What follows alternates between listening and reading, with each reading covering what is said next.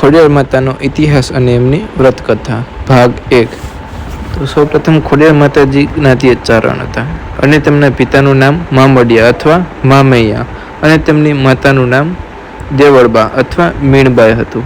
તેઓ કુલ 7 બહેનો હતા અને એક ભાઈ હતા, જેમના 7 બહેનોમાં આવડ, જોગડ, તોગડ, બીજબાઈ, હોલબાઈ, સંસાઈ, જાનબાઈ એટલે કે ખોડિયારમાં હતા અને એક ભાઈ હતો જે મેખણીઓ અથવા મેરખો હતા।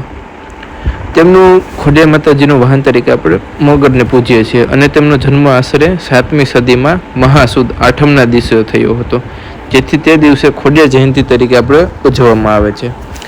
ખોડિયાર માતાજીના ઘણા મંદિર અને સ્થાનો છે, તેમાં ગુજરાત રાજ્યમાં અલગ અલગ સ્થળો અથવા ખોડિયાર માતાજીના મંદિરો આવેલા છે। તેમાં સૌપ્રથમ ખોડિયાર માતાજીના મુખ્ય ગુજરાત રાજ્યમાં 3 મુખ્ય મથકો છે, જેમાં ધારી પાસે ગળધરા, વાંકાનેર પાસે માટેલ અને ભાવનગર પાસે રાજપરા ગામે આવેલ છે।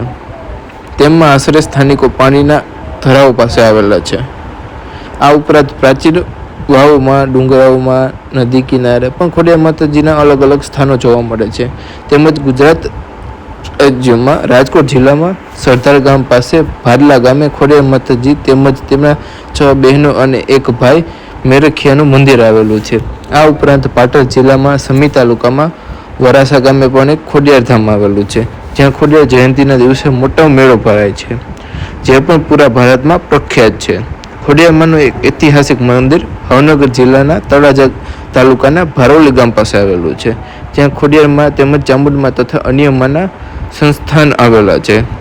આ ઉપરાંત લેઉવા પટેલ સમાજે જે ખોડિયાર માતાજીના મંદિરનું નિર્માણ કાગવડ ખાતે 21 જાન્યુઆરી 2017માં રોજ કરી હતી, તે આપણે ખોડિયાર ધામ તરીકે એને પૂજીએ છીએ।